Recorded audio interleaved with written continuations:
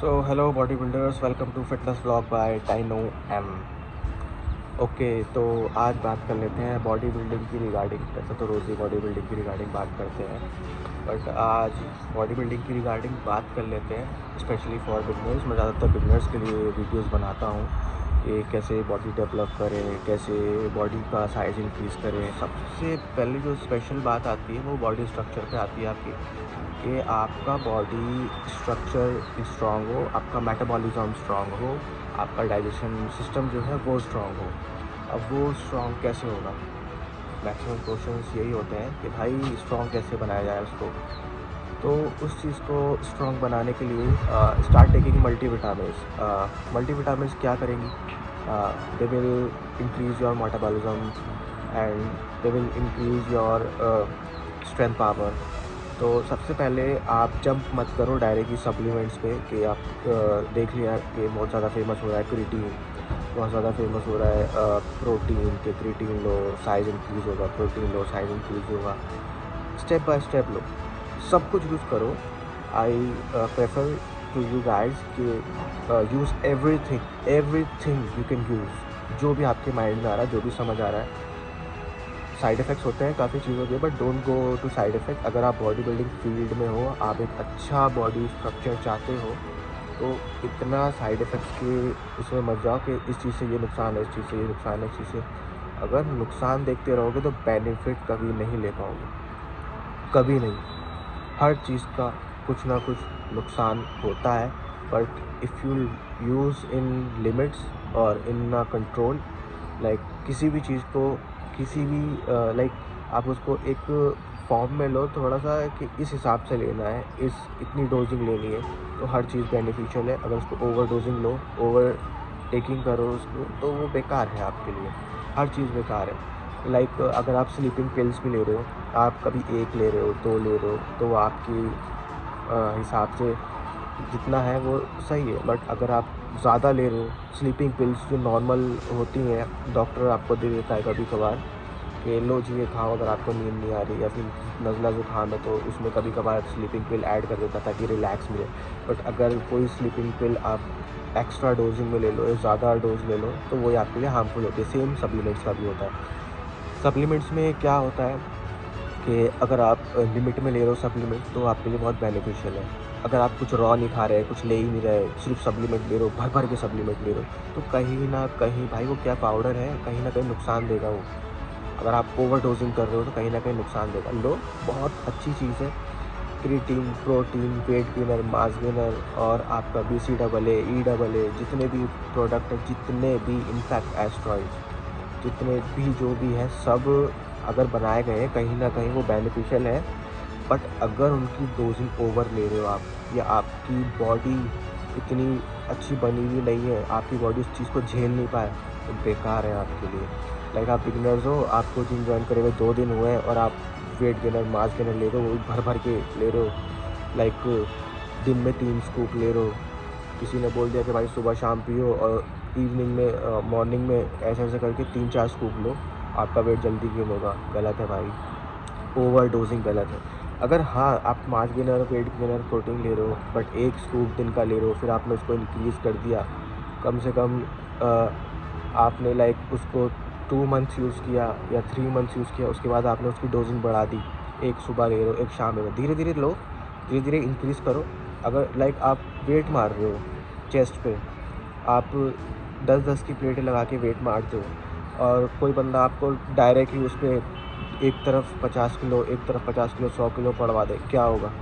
भाई आपका muscle injured हो जाएगा, बॉडी इंजर्ड हो जाएगी, और मसल नाश हो गिर जाएगा। तो सेम चीज़ यही होती है सप्लीमेंट के साथ, मेटाबॉलिज्म सिस्टम के साथ, डाइजेशन सिस्टम के साथ सेम चीज़ यही होती है। अगर आप उसको एकदम ही इतनी भारी चीज़ें दे दोगे, वो नहीं डाइजेस्ट करवाएगा। तो उस चीज़ को बढ़ाओ, उसका स्ट्रेंथ पावर इंक्रीज़ करो, मल्टीविटामिन्स लो। मल्टीविटामिन्स में क्या लेगा? बहुत तरह की है। तो पहले ये कहूँगा कि आप बिगिनर्स हो, आप डाइजेशन के लिए आप Li-52 स्टार्ट कर दो। जब Li-52 आपकी जो एक आता है Li-52 का, उसमें से आयरन 60 पिल्स होती है, जब वो ख़त्म हो जाए उसके बाद Li-52 DS यूज़ कर लो। तो वो थोड़ी पावर वाली होती है, तो वो और आपको बेनिफिट देगी। जब एक ख़त्म हो जाए उसके बाद दूसरा।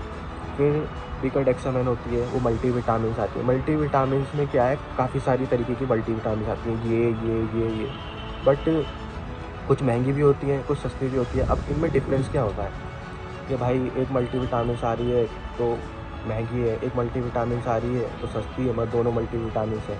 तो कुछ लोग कहते हैं क्वालिटी का फ़र्क होता है। नहीं भाई, मल्टीविटामिन्स होती है, क्वालिटी का फ़र्क नहीं होता, विटामिन्स का फ़र्क हो जाता है। कि मल्टीविटामिन्स है, अगर आप सस्ती वाली लेते हो तो उसके अंदर कम विटामिन्स होंगे, लाइक 13-14 विटामिन्स होंगे। महंगी वाली ले रहे हो उसके अंदर ज़्यादा विटामिन्स मिलेंगे आपको, ज़्यादा विटामिन्स मिलेंगे, ज़्यादा बेनिफिट होगा। पावर का इतना वो नहीं होता, विटामिन्स का फ़र्क आ जाता है कि एक में सस्ती वाली में कम विटामिन्स मिल रहे हैं, क्वालिटी का कोई वो नहीं होता, और जो महंगी वाली है उसमें ज़्यादा विटामिन्स मिल रहे हैं, ये होता है। बाकी आप ली-52 ले लो, जिस तरीके से बताइए इंक्रीज़ कर लो डीएस में। फिर उस मल्टीविटामिन्स ले लो, मल्टीविटामिन में बीकाडेक्सामेन ले सकते हो, वो एक नॉर्मल न्यूट्रल होता है ना विटामिन्स का, न्यूट्रल है ना, कम ना ज़्यादा, सही है। और विटामिन सी जो आपका फेस है, लाइक मेरे हो रहे हैं पिंपल्स वगैरह, डार्क सर्कल्स हो रहे हैं, तो ये कोलेजन की वजह से होते हैं। कोलेजन अप डाउन होता रहता है हमारा, एंड कोलेजन जो है डिसाइड करता है हमारा बॉडी कलर कैसा होगा। तो कई जगहों पे कोलेजन ज़्यादा हो जाता है, कम हो जाता है, तो उससे भी से स्किन डार्क हो जाती है, कहीं से लाइट हो जाती है, तो कलर अप डाउन होता है। तो कोलेजन के लिए विटामिन सी लो। विटामिन सी का एक तो पत्ता आता है, आई थिंक 32 रुपीज़ का आता होगा, 30-32 ऐसे ही कुछ करके आता है। तो विटामिन सी में लिमसी करके आती है, लिमसी ले सकते हो। उसके बाद अश्वगंधा लो, गोक्षरा लो, आपका टेस्टा लेवल इंक्रीज़ होगा, ठीक है। अश्वगंधा, गोक्षरा ले लो, और सी कॉड ले लो, सी कॉड फिश ऑयल, वो भी न्यूट्रल होता है। अब सी कॉड में भी यही होता है, एडवांस वाले भी आते हैं फिश ऑयल, और लोअर लेवल के भी आते हैं फिश ऑयल। तो सी कॉड जो है वो न्यूट्रल लेवल पे होता है, ना कम ना ज़्यादा। वो आई थिंक 350 कुछ का आता है समथिंग। तो ये मल्टीविटामिन्स में काफ़ी ये वाली पिल्स हैं, इन सब पिल्स को लो।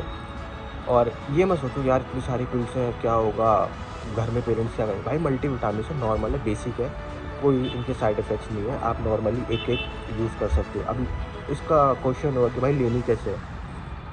तो स्टार्टिंग में आप ऐसे कर लो कि कुछ पिल्स मॉर्निंग में ले लो, लाइक आफ्टर ब्रेकफास्ट कुछ पिल्स ले लो, 1-2 पिल्स जो आपको समझ में आ रही है, फिश ऑयल, ली-52 डाइजेशन वाली, 1-2 पिल्स आप मॉर्निंग में ले लो। फिर अपने हिसाब से जो बचती हैं, लाइक अश्वगंधा, गोक्षरा, और जो भी आपकी पिल्स बचती हैं वो आप रात में आफ्टर वर्कआउट ले लो, या 15 दिन के बाद जब आपकी बॉडी एक्सेप्ट करने लगे इन चीज़ों को, फिर चाहो तो आप एक साथ एक ही बार में वर्कआउट से पहले भी ले सकते हो।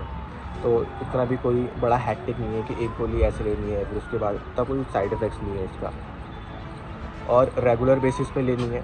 अब ये नहीं कि आप पिल्स वगैरह ले रहे हो तो आप सोच रहे हो कि भाई बॉडी बनी जाएगी, नहीं, वर्कआउट करना है heavy. Heavy in the sense heavy weight नहीं मारना है भाई, रेपिटेशन मारो भर के। स्टार्टिंग में बिगनर्स को बोल रहा हूँ, पहले रेपिटेशन मारो, बॉडी को खोल दो, पेन होने दो, मसल खुलने दो, मसल फटने दो। वेट में क्या होता है कि आप वेट ले रहे हो, आपकी बॉडी बिगनर्स हो, पोजीशन करेक्ट नहीं है, हैवी वेट ले रखा है, हैवी वेट पड़ नहीं रहा है, ठीक है। और काफ़ी ज़्यादा ये होता है, हैवी वेट मार रहे हो आप, इंजरी हो जाती है।